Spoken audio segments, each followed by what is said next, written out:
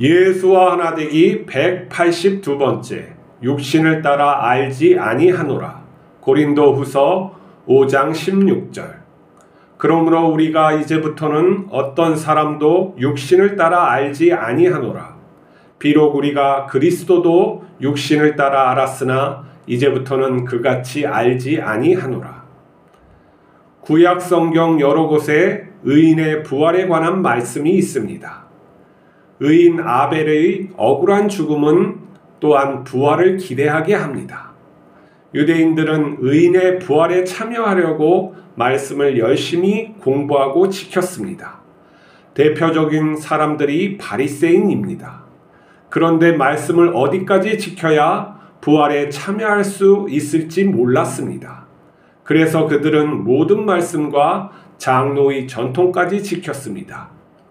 시간이 흐르자 사람들은 그들을 칭찬했습니다. 하지만 그들은 하나님을 향한 순수한 사랑과 행위의 보상에서 갈등했습니다. 그러다 그들의 권세가 높아지자 선한 행위가 자랑이 됐고 사람을 낮잡아 보면서 사랑 없는 행위를 하게 됩니다. 자신의 부족함을 잊고 자기애가 넘치는 교리주의자로 변합니다. 바울은 성도를 하나님의 자녀로 말합니다. 바울은 성도의 신분 변화가 미래가 아닌 현재 확정된 것으로 말합니다. 하나님께서 우리를 천사도 부러워하는 존재로 만드신 것입니다. 우리가 현재 하나님의 자녀이면 영생을 받았으므로 보상을 위해서 선한 일을 할 필요가 없습니다. 우리의 선한 삶은 하나님의 자녀에게 마땅한 삶입니다. 우리는 교인들을 사회적 신분에 따라 보지 말고 하나님의 자녀로 동등하게 대우해야 합니다. 예수님은 처음부터 제자들을 친구와 형제로 대우했습니다. 우리는 하나님의 자녀로 구원됐으므로 하나님 아버지께 한없이 감사하고 예수님의 십자가 사랑에 한없이 겸손해져야 합니다. 우리도 예수님을 따라 서로를 하나님의 자녀로 존귀하게 바라보고 사랑해야 합니다. 그리스도인을 하나님의 자녀라고 부릅니다. 하나님의 자녀는 신자라고도 부르죠. 신자는 전능자의 자식이죠. 신의 자식. 신과 더불어 대화할 수 있고 마음을 나누고 또 어떠한 일을 같이 할 수 있는 존재라는 것입니다. 우리는 이렇게 신자라고 불리는데 신자다움이 나의 행위에서 있는지 또 내가 그 정체성을 가지고 있는지 내 영과 혼과 육이 그러한 삶을 살고 있는지 바라봐야 되는 것이죠. 이렇게 내가 하나님의 자녀라고 믿는 것은 하나님으로부터 태어났기 때문에 그러한 것이죠. 내가 누구의 자식이라고 나는 분명히 말할 수가 있는 것이죠. 그건 부끄러운 게 아니에요. 내가 그리스도임을 세상에 알리는 것은 부끄러운 일이 아니신 거죠. 자랑스러운 거고 하나님을 사랑하면 더욱 내가 그리스도인이라는 것을 자랑하고 다니겠죠. 근데 이 자랑함이 우리의 겸손한 힘이 되지 못하고 다른 사람을 판단하고 차별하는 것으로 나가면 안 되는 거예요. 우리는 십자가 사랑으로 구원받았고 또 하나님의 무한하신 그 사랑 안에서 존귀한 존재가 더욱 돼가는 존재로서 행실이 바르고 마음이 바라야 되는 것이죠. 예수님과 같은 삶을 내가 살아가는 것이 마땅해요. 근데 우리는 그것이 왜 되지 못하냐면은 그렇게 살고자 하는 마음이 적기 때문인 것이죠. 나의 능력을 보는 거예요. 하나님을 보지 않고 나의 능력을 보고 내가 할 수 있는 것을 내가 예측해서 행하기 때문에 하나님으로부터 오는 그 자녀됨의 그 능력과 그런 마음이 없는 거예요. 우리가 사람을 바라볼 때도 똑같은 거예요. 우리 교회에서 성도들을 같은 교인들을 바라볼 때 우리가 어떠한 눈으로 바라보느냐. 내가 나보다 더 직급이 낮은 사람들을 어떻게 생각하느냐. 아니 나보다 부족한 사람들, 내가 부족하게 생각하는 그 사람들을 어떻게 바라보느냐에 따라서 우리는 행동과 이런 어떤 결정이 달라지는 것이죠. 바울은 우리가 이제부터는 어떤 사람도 육신을 따라 알지 않으냐 하노라고 선포해요. 그러니까 무엇이냐면 그 세계에서는 종과 노예가 있었어요. 근데 그 사람들이 같이 교회를 나가고 있었죠. 그것을 버리라는 거예요. 이게 굉장히 어려운 것이죠. 우리는 어떻습니까? 좋은 옷을 입고 좋은 휴대폰을 가지고 또 핸드백을 가지고 있는 사람들을 더 좋아하고 또 이렇게 허름한 옷 그리고 니아가를 끌고 그런 사람들을 좀 더 천하게 보죠. 근데 교회에서만 얼굴을 싹 바뀐다면은 내 정체성이 그렇게 되어 보이지 않는 거예요. 예수님은 어떻게 보셨을까요? 예수님은 하나님을 말씀대로 살아가는 사람들을 갖다가 형제요 자매로 보고 부모로 이렇게 얘기를 하셨어요. 그렇지만 물론 하나님을 따르지 않고 하나님의 말씀을 순종하지 않는 사람들에게는 외인으로 취급할 때도 있었죠. 하지만 그들에도 항상 사랑하는 마음으로 열려 있었어요. 우리가 그러한 마음으로 살고 있는지 한번 돌아봐야 돼요. 비록 우리가 육신을 따라 그리스도를 알았으나 이제부터는 그같이 아니한다는 것은 영적으로 이 그리스도와 내가 서로 알미 되는 거예요. 자, 내가 십자가에서 죽었다. 이제는 내가 그리스도 안에서 산다. 이것은 무엇이냐면 내 자아가 그리스도의 자아로서 다시 시작한다는 거예요. 무엇이냐면은 하나님의 영을 따라서 산다는 것은 내 본질이 바뀌었다는 거예요.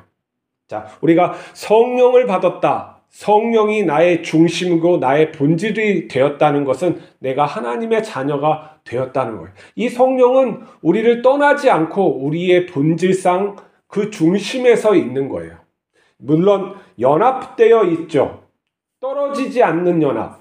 완전한 그 연합으로 되어 있지만 본질상 내가 하나님의 자녀, 성령 안에 들어감으로써 내가 그 신분이 아니라는 거예요. 근데 이것을 깊이 자각을 해야 되고 깨우쳐야 되는데 이게 설교를 듣는다고 글을 읽는다고 되지를 않는다는 게 문제죠.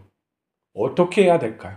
하나님과의 그 관계가 완전히 내 육신과 영혼의 이 떨림으로 들어가야 되는 거예요.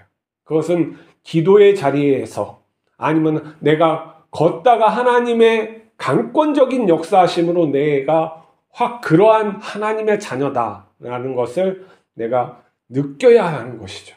그게 처음에 그것을 계속 느끼지는 못해요. 우리가 이 영광적인 그러한 존재로서 살아가지 못하기 때문에 계속 느낌이 그런 것으로 살 수는 없어요. 하지만 내가 묵상하고 그 느낌을 갖다가 처음 받았으면 그 다음부터 묵상하면서 살아갈 때 그 느낌, 나에게 주었던 그 계시적인 그런 느낌이 내가 활성화시킬 수는 있어요. 뭐냐면 내가 이 모든 세계를 갖다가 이 정신세계에 담아낼 수 있는 그러한 그 하나님의 그런 능력이 나에게도 주어져 있음을 아는 거예요. 자, 우리 성령이 하나님의 깊은 것까지 안다고 했단 말이에요. 그러면 우리에게 성령이 있는 거예요. 그러면 우리가 하나님의 깊은 것까지 알 수 있는 거예요. 자, 하나님의 깊은 것은 또 무엇일까요? 이 세계를 하나님의 눈으로 본다는 말을 하는 거예요. 신의 눈으로 내가 이 세상을 볼 수 있다는 것을 말하는 거예요. 하나님과 우리가 하나이기 때문에 그러는 거예요. 자꾸 하나님을 저 세상에 저 하늘나라에 있는 할아버지처럼 생각하지 말고 그보다 광대하시고 이 우주보다 크시고 그러한 분으로 생각을 해야 돼요. 그래서 스스로 있는 계신 분인지 우리가 어떠한 개체로서 생각하면 안 돼요. 근데 우리가 이 영적으로 그 하나님의 세계에 깊이 들어가면 우리가 그 하나님의 시선으로 세상을 볼 수 있는 거예요. 이 세상을 모두 입자로서 에너지로서 내가 느낄 수 있는 경지까지 하나님은 우리를 갖다가 인도하실 수 있는 분이고 그렇게 우리에게 주어졌다는 거예요. 그렇다면 우리가 그것을 통해서 어떻게 되냐면 내가 진짜 영적인 존재구나. 내가 진짜 하나님의 자녀구나. 내가 영원한 세계에 들어간 존재구나라는 걸 깨우치게 되고 내 몸이 그걸 이해하게 되고 내가 그렇게 살아갈 수 있게 기반이 되어준다는 것이죠. 그렇기 때문에 무엇보다도 하나님의 그 사랑, 하나님께서 우리에게 주신 그 성령의 은혜를 갖다 깊이 사모하고 그것을 갖다가 날마다 묵상하면서 들어가야 돼요. 눈을 감고 하나님의 세계를 보는 거예요. 그리고 하나님, 당신의 광대하심을 저에게 입혀주시옵소서 하면서 간절히 바라는 것이죠. 그때 하나님께서 우리가 걸어가면서 그걸 깨닫게 하실 수도 있고 기도 순간 깨닫게 해주시고 언젠가 깨닫게 해주시는 거예요. 그러면 그 깨달음을 통해서 그 체험을 통해서 더 깊이 묵상하고 더 깊이 내려가는 것이죠. 그 깊이 내려가면 내려갈수록 예수 그리스도가 있고 그것이 다른 눈으로 보면 가장 높이 올라간 거예요. 예수님의 십자가 그 사랑이 나에게서 나올 수가 있는 것이죠. 그것으로 내 형제를 바라보고 내 가족을 바라보고 교인들을 바라보고 믿지 않는 우리를 핍박할 수 있는 다른 세계 무신론자 아주 나쁜 사람도 그 눈으로 보면은 불쌍하게 보이는 것이죠.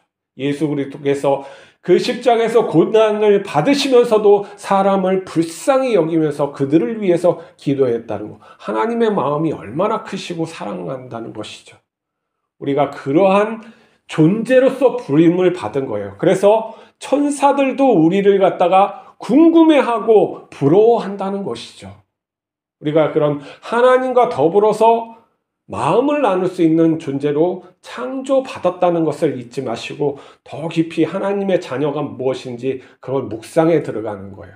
그래서 그 영광의 힘, 그 기쁨이 나에게 넘쳐나서 내가 내 주위에 있는 사람을 바라볼 때 얼마나 사랑스럽게 보이겠어요. 우리가 그것을 향해서 가야 합니다. 오늘도 그 마음을 품고 하나님께 기도하며 또 하루를 살아갑시다. 기도하시겠습니다.